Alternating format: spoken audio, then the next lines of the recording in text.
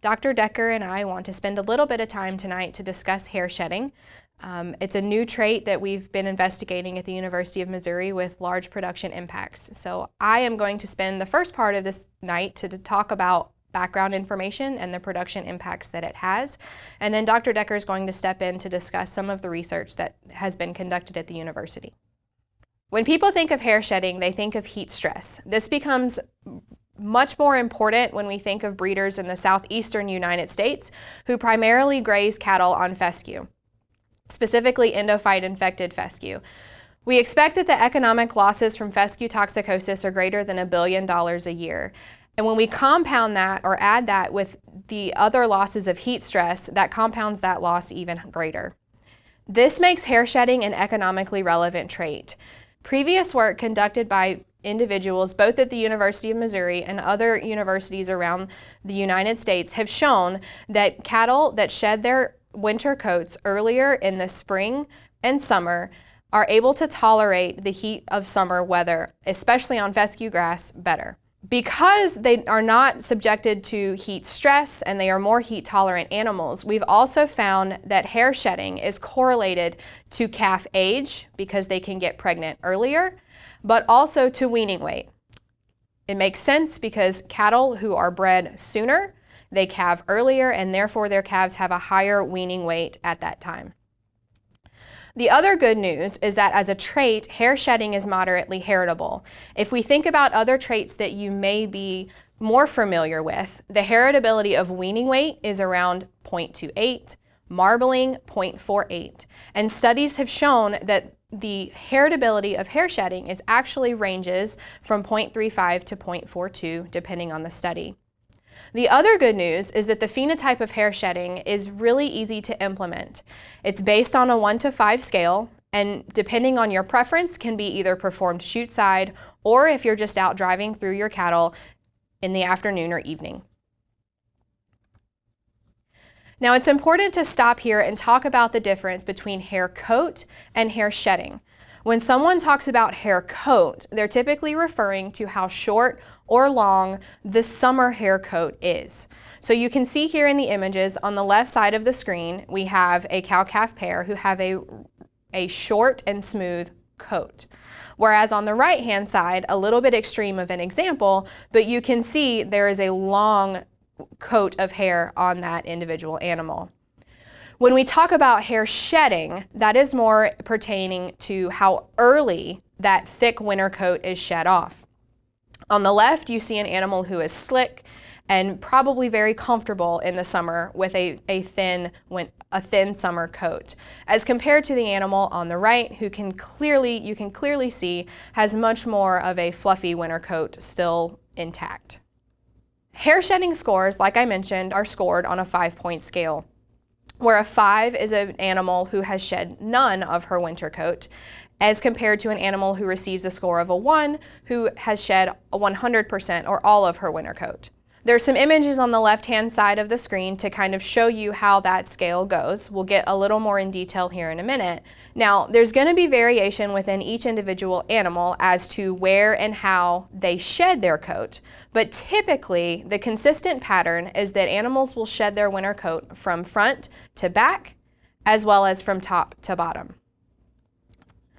So if we specifically go into an animal with a hair shedding score of a 5, you notice that there really is no smooth areas on her body. All of it seems to still be covered in that thick winter coat of hair. If we move one score down to a hair shedding score of a 4, we consider that about 25% or of a quarter of that winter coat shed. Typically, if we think about that front to back and top to bottom, that means that really there's only a winter coat shed around the neck of the animal. Moving down again to a score of a 3, if you were looking at that female or that bull, we would expect around 50% of the winter coat to be shed. Now, that could be all of the hair on the neck, maybe some on the back, but traditionally you will still see a large amount of hair on the shoulders and the belly of the animal. Next to last, there is a score of a 2, which would mean 75% shed, which means really if you're looking at the female, overall she's probably comfortable. She's got 75% of her hair shed, and we're really only seeing some a little bit of remaining hair on the lower quarter and flank of the animal. If you've caught on, you can probably tell that an animal who receives a score of a 1 is 100% shed, so they no longer have any of their winter hair coat remaining. But what does that mean as far as performance? I mean, in general, hair shedding, it looks uncomfortable, it's not pretty to look at in the pasture, but what does that mean performance-wise for an individual animal? Well, like I mentioned previously, earlier shedding cows, so specifically to females who shed their coats earlier in the summer or in late spring, they wean a heavier calf. That statement was collected based on the data that you can see on the screen here. What you see on the x-axis or going across the bottom of the graph is the month that that female started shedding. Okay, so here we were in spring into early summer, so from March to July, the time that that female first started to shed her winter coat. And then going up and down or on the y-axis, that represents the weaning weight of the calf that she weaned that year. And as you can see, as we go from March to July, from one side of the graph to the other, as females who shed their coat later in the spring or later into the early summer months weaned a lighter calf. And so you can see that clearly the females, either those calves were born earlier or they just weren't under as much stress as the later shedding females, and so they were able to wean that heavier calf. Other impacts on performance or the relationship between weaning weight, we did look at around 50,000 registered dams with data on file here at American Angus and looked at kind of the genetic correlation between hair shedding and weaning weight. And there is a negative correlation between the two. So if we treat weaning weight as a trait of the dam and then look at the relationship between her hair shedding score and the weaning weight of her subsequent calf that year, then the higher the hair shedding score, so the more hair she had, the lower the weaning weight of the calf. We do still have some unanswered questions when it comes to the relationship of hair shedding with other economic traits of interest that us at the University of Missouri are looking forward to investigating. Other things of interest may be, we talked a little bit about the impact of hair shedding on pregnancy rates, but officially no one's really looked at that relationship. So how does a female's hair shedding score that year relate to her ability to breed back? How does that heifer's hair shedding score, as she's kind of going through that that time of high nutrient requirement, right? How does that relate to her ability to become pregnant? And again, just as far as functional longevity, how does that relate to her ability to stay in the herd for longer periods of time? You can't talk about hair shedding without talking about fescue. And so it's important that I end the background information talking about the relationship between the two. We have looked at how hair shedding scores are treated between animals who are on or grazing fescue or who are not. And what we have found is that the genetic correlation of those traits is 0.93. And for those of you who aren't familiar with correlations, a score of 1 would be a perfect relationship between the two. And so even though we do see a larger repeatability among cattle who are grazing toxic fescue as compared to those who are not, when we calculate a prediction of genetic merit or an EBV between animals on and off fescue, that correlation is 0.99. So essentially what we have found when it comes to hair shedding and fescue is that on or off, it's essentially the same trait, which means that makes hair shedding an economically relevant trait to producers no matter where in the United States they are. With that, I am going to introduce Dr. Jared Decker, who's going to maybe give a little bit more data backing behind the things that I've mentioned already.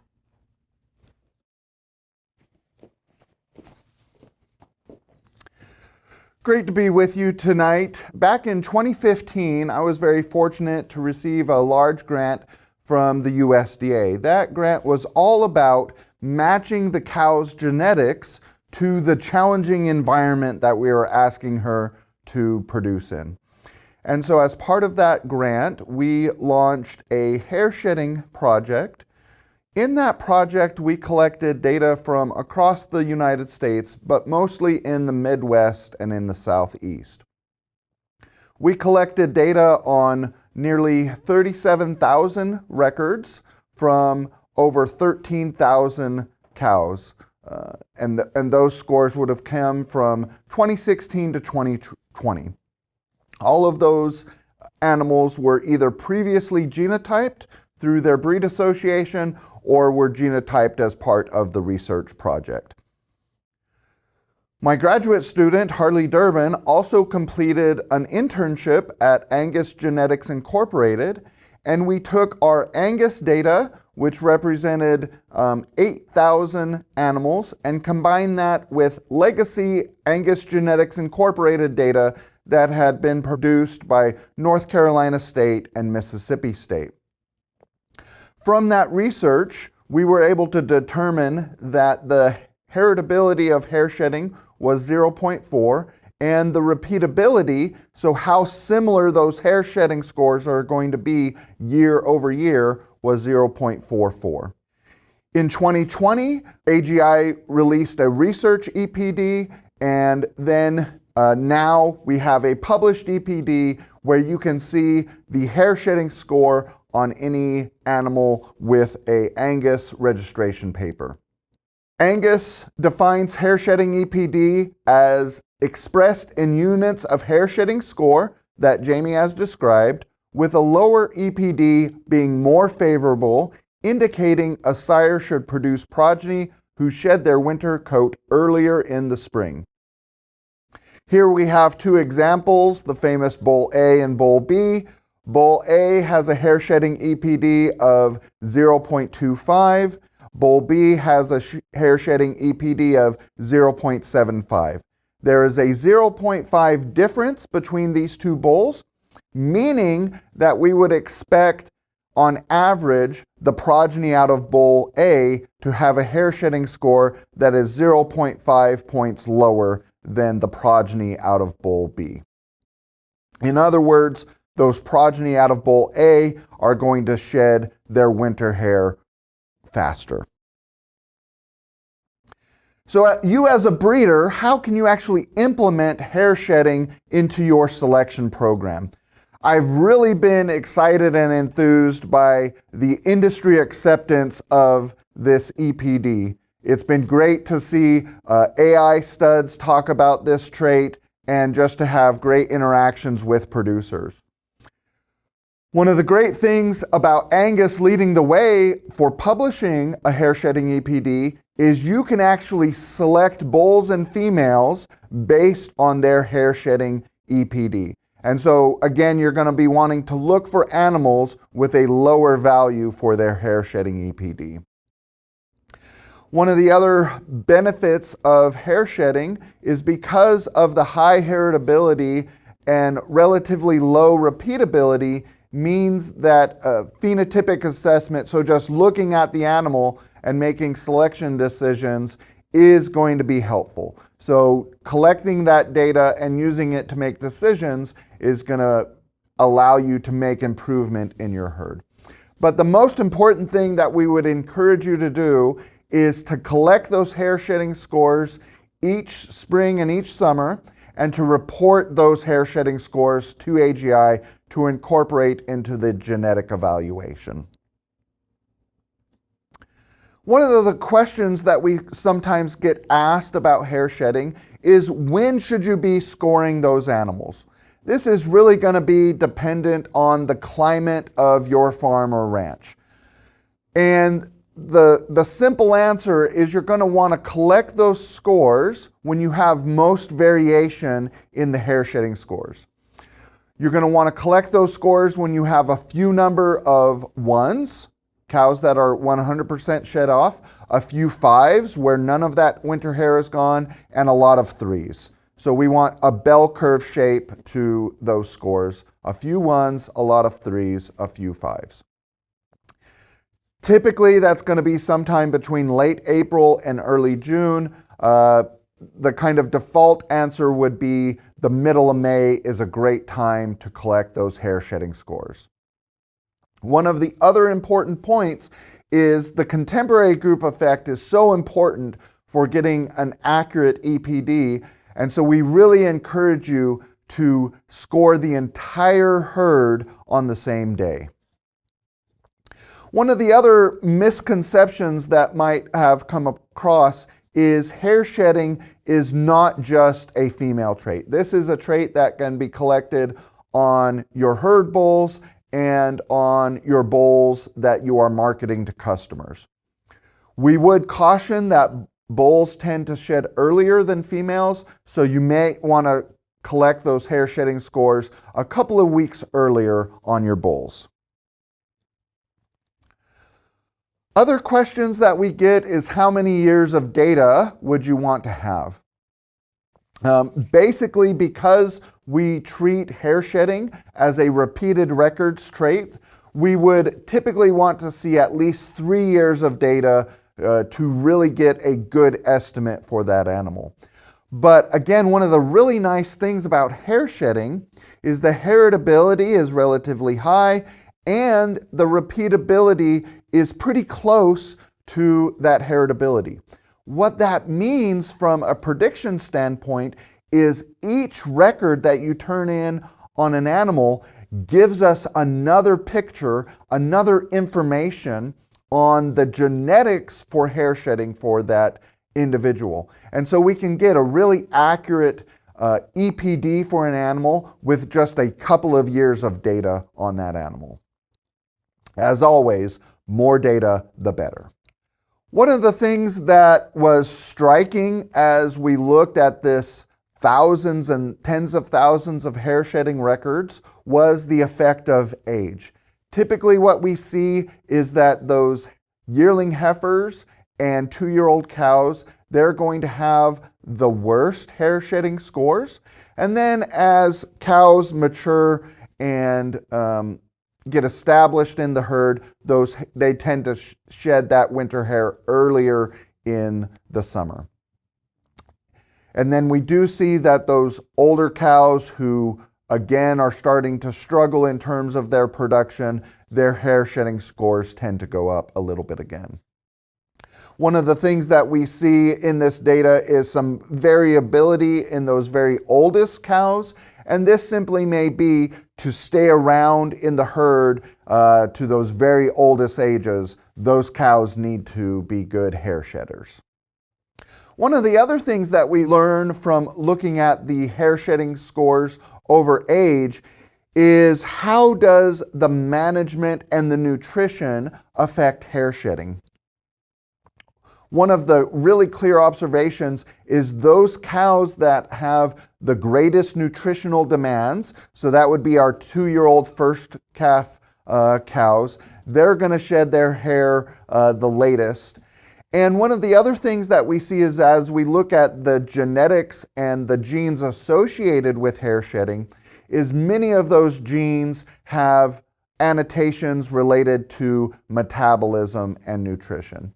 So nutrition has a big impact on hair shedding, just like body condition score tells us about the current nutritional plane of those animals and the stresses that they're dealing with. Hair shedding gives us some of that same information. So not only can hair shedding be used for genetic selection tool, but it probably has value in terms of making decisions about how we're managing different groups of cows. One of the really striking things that we see about hair shedding is its connection to environmental adaptability. So hair shedding is not just an economically relevant trait in terms of its impact on heat stress. None of us would want to wear our Carhartt coat in the middle of July. Whether we're in Montana or whether we're in Florida, we're going to want to take that Carhartt coat off. We want the cows to get rid of that hair as well, just for the economically relevant trait of heat stress.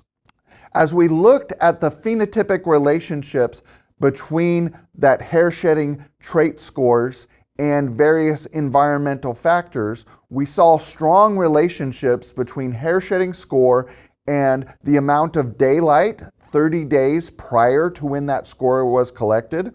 We also saw a strong relationship between the hair shedding scores and the temperature for the 30 days prior to when that score was collected.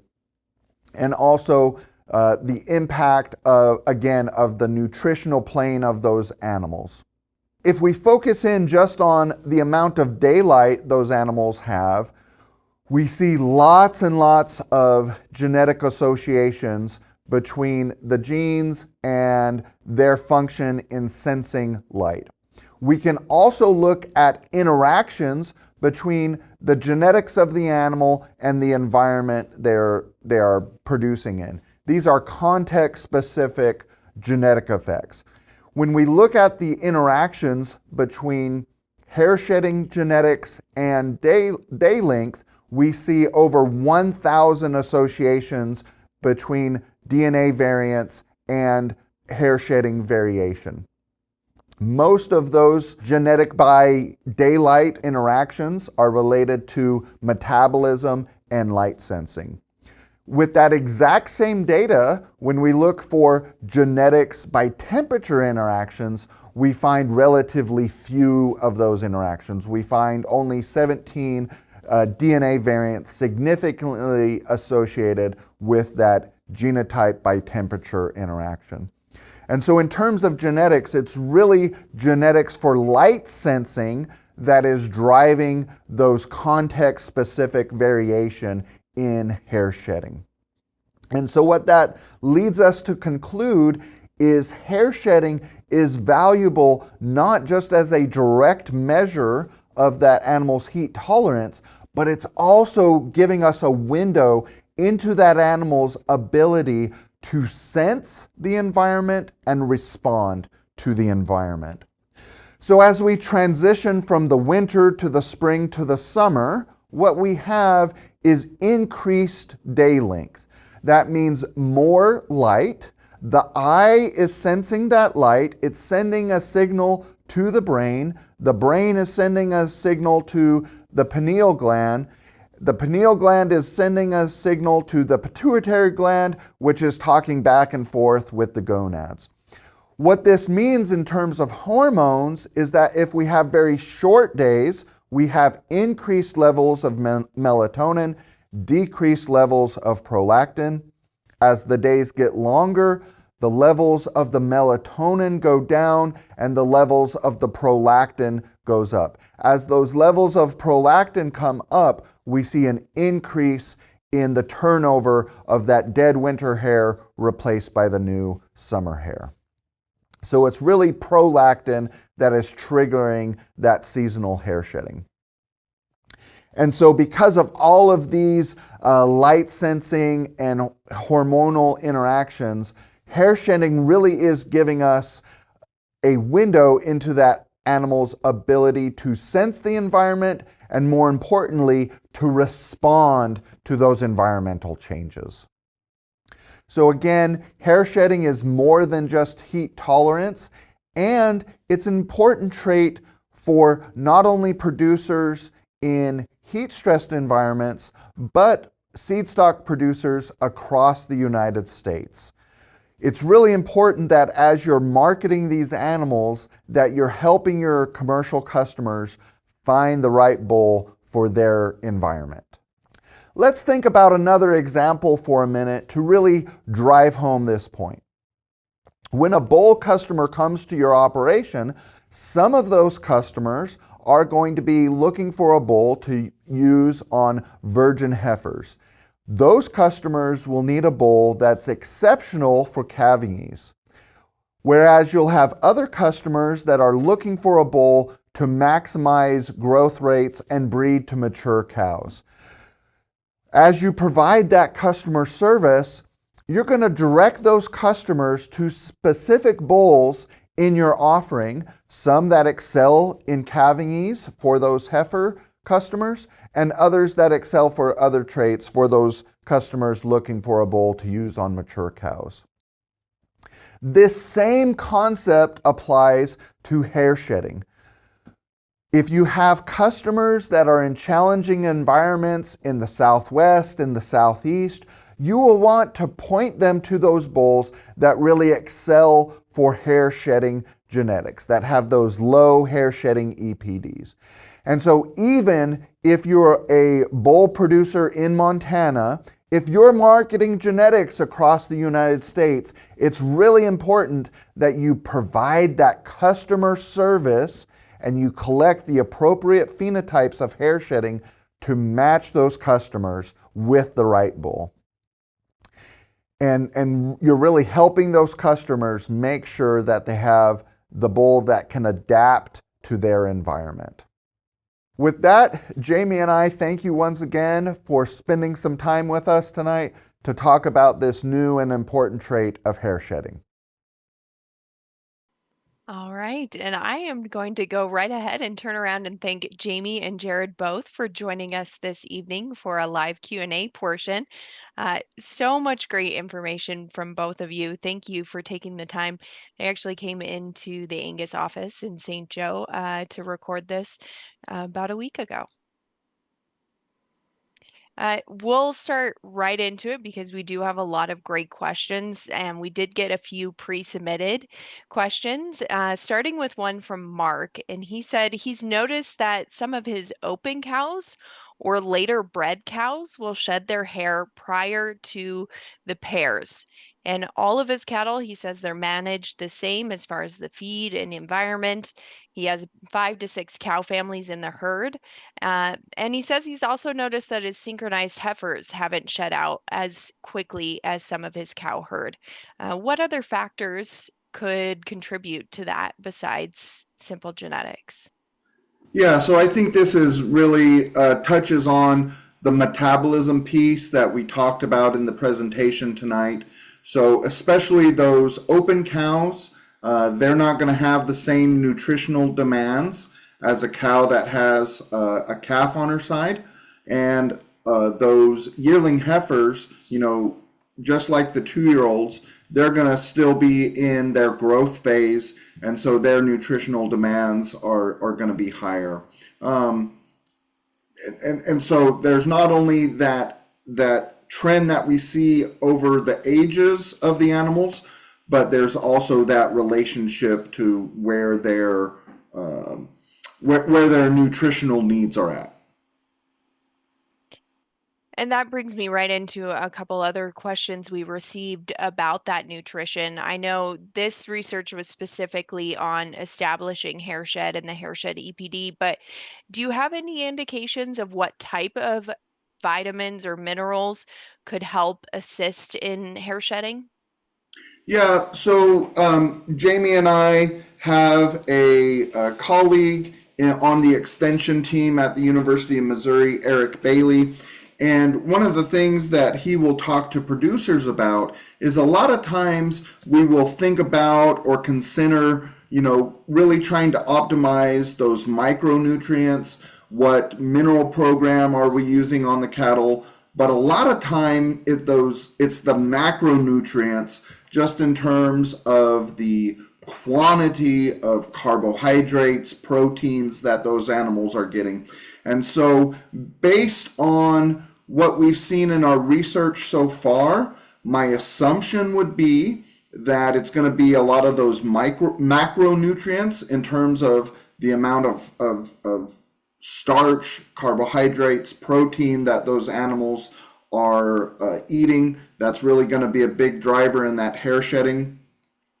I have heard some anecdotal type evidence about a relationship between copper and hair, but I don't have any direct experience with that. But I think what we've seen so far in our research with these tens of thousands of animals is it's really probably the macronutrients that's the big driver.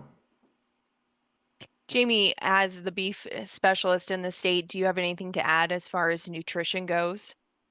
No, I mean, I think Jared hit the nail on the head, really. Just making sure that you're getting enough groceries to those ladies, especially in the times of high milk production, and especially those younger heifers, right? So they're growing not only themselves, but they're growing a first or a second calf. And so those are some really critical times that we need to make sure that they're getting enough carbs and groceries to eat.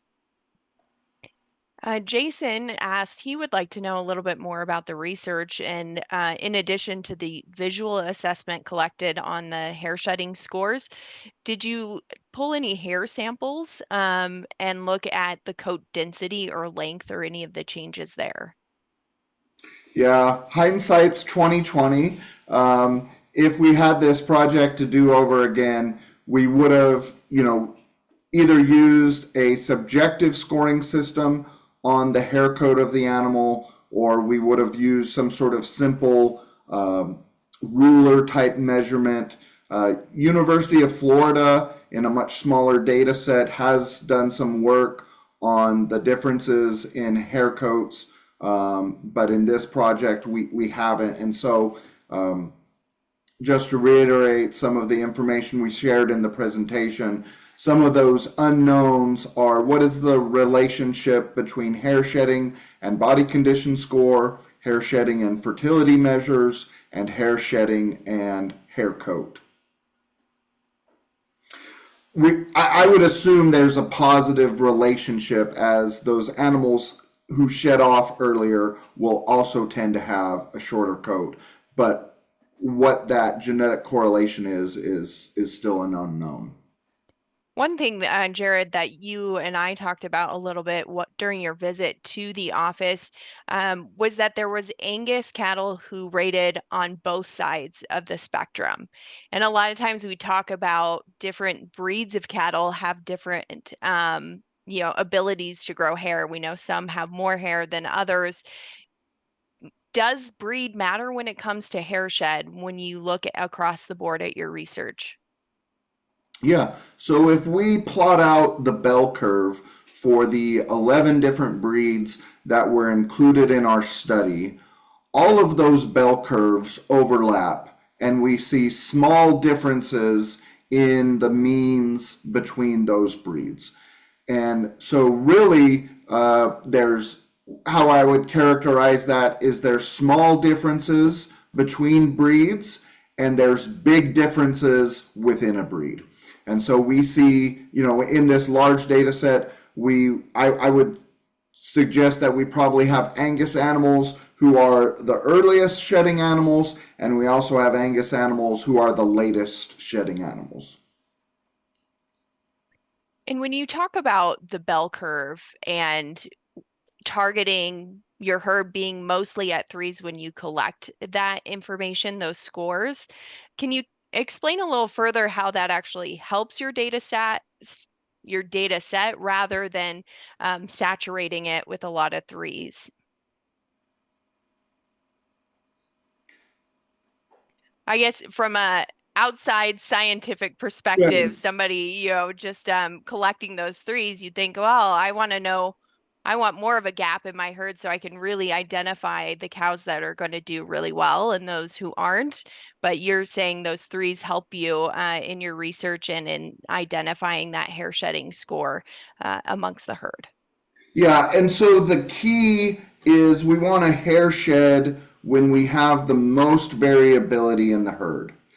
And the time that we see that happen is when we have a small number of ones, a small number of fives, and a bunch of threes. That gives us that nice bell-shaped curve of the data. Small number of ones, some more twos, a lot of threes, some fours, very few fives.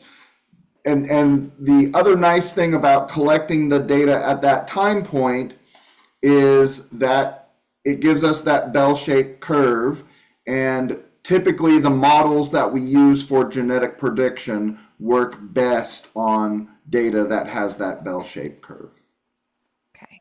I think another way to think about it too, Jessica, is what we're trying to say is the most opportune time to do it is when you have the most of them around the middle, because if you do it too soon, if you score your herd too soon, you're going to be shifted one direction where you have too many fives. And you have a lot of fives, probably most of them would be fours, and then a lot of threes. Whereas if you do it too late, it's going to be on the other end where you have a lot of ones, some twos, and not a lot of threes. And so we want to make sure that we're doing it at that opportune time where most of them has shed 50% of their coat, because then, you know, here's the ones who I want to keep who've shed 100% of their coat. And here's the ones I want to maybe put on my consider culling list because they're struggling the most with hair coat shedding, is another way to kind of explain why we want that bell-shaped curve. Absolutely. That's a really good point, Jamie. And one of the things that come to mind is don't think that you're going to be able to game the system by scoring these cattle later. You're simply going to be hurting yourself as you're going to be reducing the variation you have within your contemporary groups, and you're going to be getting less information out of those scores that you turn in. So the contemporary group is going to fit the average of your herd, and so that's going to be taken into account. You want to do it where you can see the biggest differences to really extract the most information and get the most genetic information out of that phenotypic data. Yeah, I don't want to misidentify on either side and then make some selection choices that don't actually fit the data. Andrew is asking, did you see any negative effects of the top percent of hair shedders when it comes to being in the Northeast, where winters last longer? You know, we're talked about it being associated specifically with daylight instead of temperatures. Does that impact cattle who are shedding in an environment that it's still pretty cool out at night or chilly?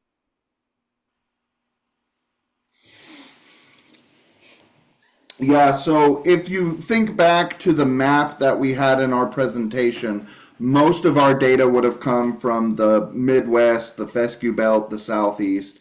And so we probably don't have enough data from those regions in that USDA University of Missouri data set to get a good answer to that question. You know, I will say back in 2015 when we were first starting this project, Trent Smith shared a slide of a cow who had completely shed off in February, right? And so her genetic potential is perhaps cranked up too high to be moved, you know, much north of the Gulf Coast. But I would think the typical animal is going to be in tune with that environment. And it really is, there's a lot of the variation that's going to be driven by those differences in day length and temperature. And so if you're in a colder climate where winter is going to last longer, those days are going to be shorter for a longer period of time, those cows are going to shed off later.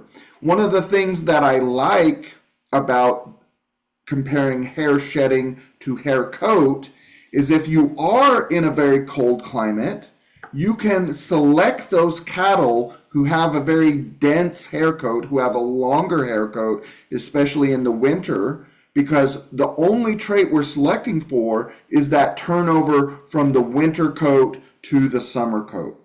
And so I think one of the values or the opportunities that hair shedding gives us is to still find those animals who have the necessary hair to manage the stress of cold in the winter time, but then when the timing is right, they do shed off that hair and give us a more appropriate summer coat. And so if we're thinking about, you know, very short, very slick hair versus hair shedding, I think hair shedding does give us that opportunity to make sure we're matching the genetics to the environment. And to clarify on that, you know, we talked about from a seed stock perspective, marketing and filling the needs of customers who may be in a different environment than where you're raising those cattle. How confident are you that you can take a cow from, say, Montana with a hair shed score, and she's going to perform the same if you move her down closer, you know, to those southern states? Yeah, I think that's a big part where the heritability estimate comes into play. If the heritability estimate was, say, in the single digits or in the 10s or the 20s, maybe we would be more concerned about that phenotype not matching up as we move animals across environments. But because the heritability is relatively large in that 0.4 range, that would mean that 40% of the variation between animals is due to genetics. And so a big chunk of that variation is going to be due to the genetic potential of those animals. And so that would give us confidence that the actual phenotypic performance is going to be more similar between those environments. Now, it's not going to be a one-to-one relationship. Again, we can look at the work we did on animals on fescue versus off fescue. There, the genetic correlation was not 100%, it was 93%, but we're still seeing very similar performance regardless of the environment that animal is in. All right, Jared, thank you for clarifying. And I do have another clarifying question circling back when we were talking about the difference between mature dams and our 2-year-olds and our first calf heifers. Do the first calf heifers end up in a separate contemporary group because they're expected to perform that their hair shedding's expected to be so much different? Yeah, so in this case, what we do is separate to that contemporary group effect, we fit a age effect so that those age differences are directly accounted for in the model. Okay. So nothing the producer has to do when they're reporting that data other than providing the score and the age of the animal, and then that's all handled on the back end. Yeah, the birth date reported to Angus will take care of it from there. Okay. David also comments, he says his weaned fall-born calves shed much more compared to his spring-born calves. And he's wondering, were you able to compare heritability and repeatability based on calving season? Yeah, so that's something that we have not directly looked at is we haven't looked at that heritability and repeatability. We did fit a fixed effect of whether or not a cow was fall calving or spring calving. And so some of that differences in fall calving versus spring calving cows would likely again go back to that nutritional plane of the cow.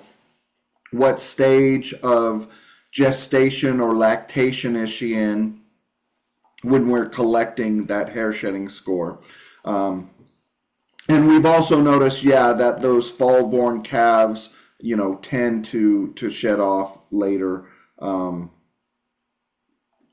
Yeah, and I don't have I could speculate a lot of reasons why, but I don't think we have any definitive research on why that is. So that's another good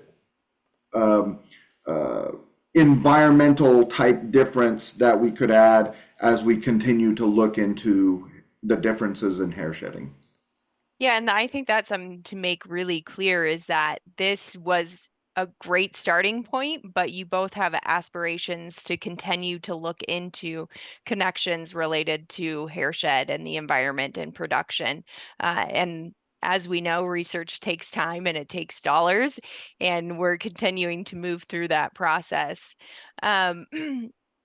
Based on, tied into that calf topic there, we talked a lot about the mother and the impact of her shedding late on that calf and its performance prior to and at weaning. But is there any indication, and again, I know research is in its infancy still, is there any indication about that calf's hair shed and its impact on that same performance timeline?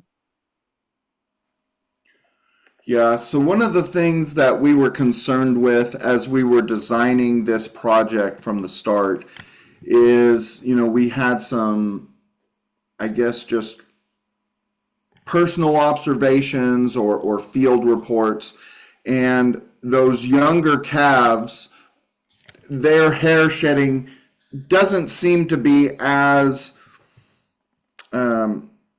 consistent or maybe predictable as the cows. So that's why you want to make sure, that's why we required that those animals be at least a yearling before we collected that hair shedding score, just because we had observed that those calves, it seemed to be almost a different trait in terms of the timing or, just the observation of it. So we excluded those calves and we're just focusing on more mature animals in terms of scoring hair shedding.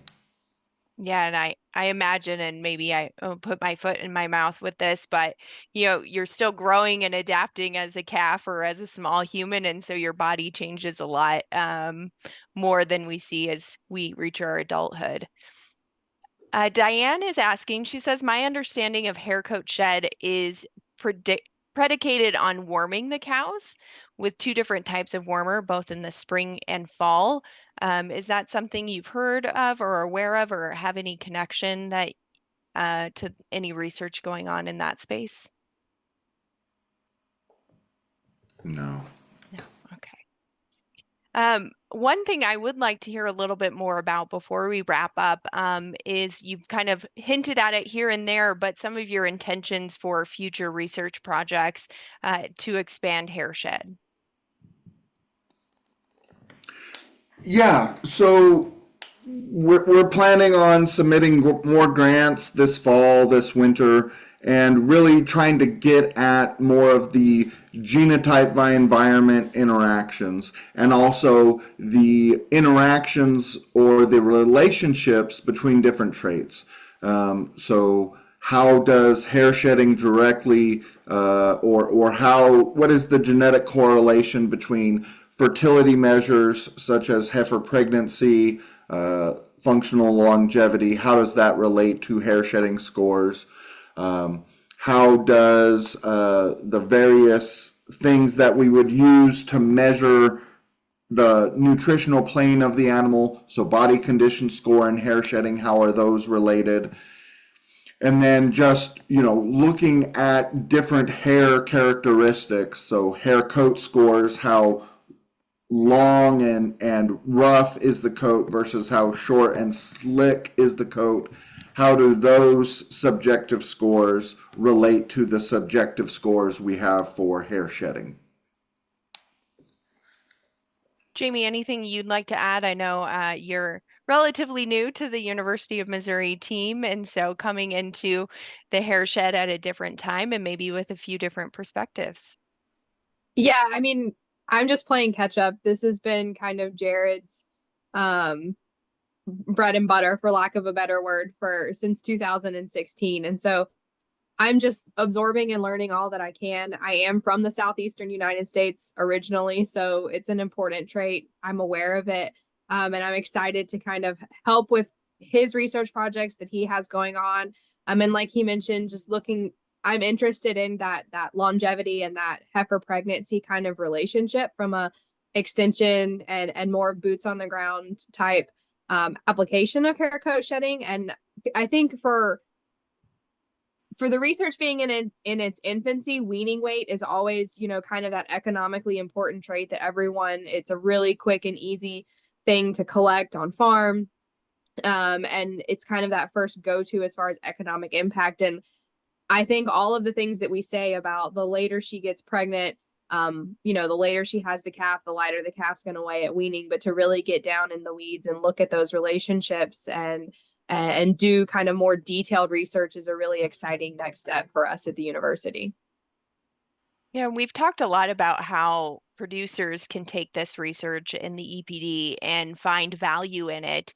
But on the flip side of that, how much value is it in that these producers continue to contribute to the hair shedding scores, to the different data that goes into our functional longevity research EPD, to that heifer pregnancy?